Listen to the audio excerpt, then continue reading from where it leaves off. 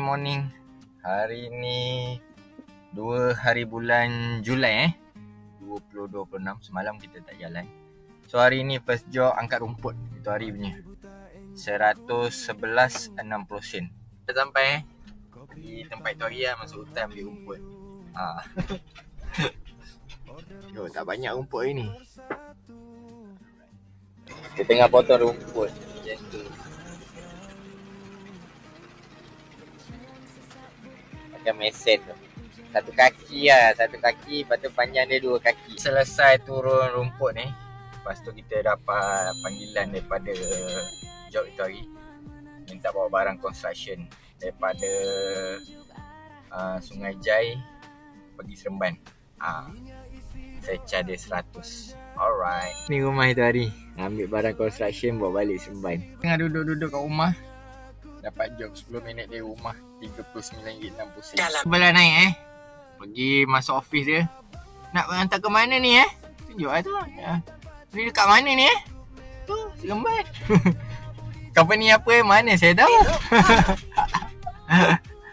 Kita lalamu dah cakap lalamu. Tanya macam polis.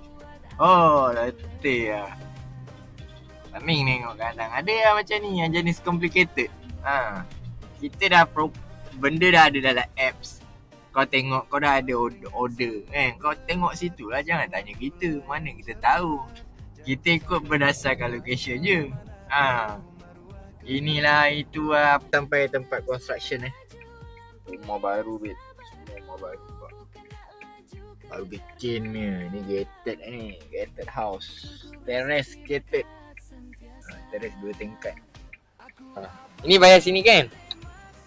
Ini 39.60 sen. Bukan itu bayar tadi itu booking kan? Dia bayar tu. Oh, siapa booking? Ini orang lah Ini ada main nombor. Itu nombor saya tak ada. Itu nombor saya tak ada. Habis siapa mau kontak mau bayar? Mana satu nombor? Ni tanya dia mana bayar. Next job RM38 Ni favourite driver hantar cat. Seman 2 piece Dayan. Itu ada 2 belakang. Apa? Hai. Awak lagi Awak lagi ke saya lagi?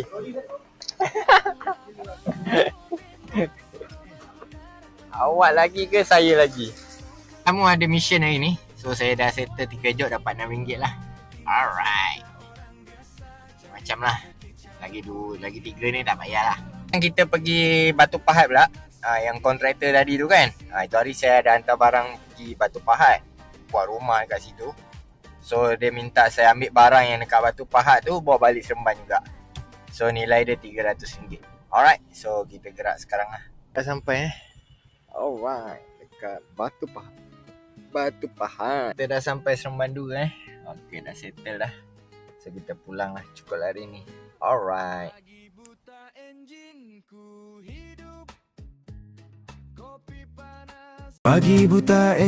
ku hidup.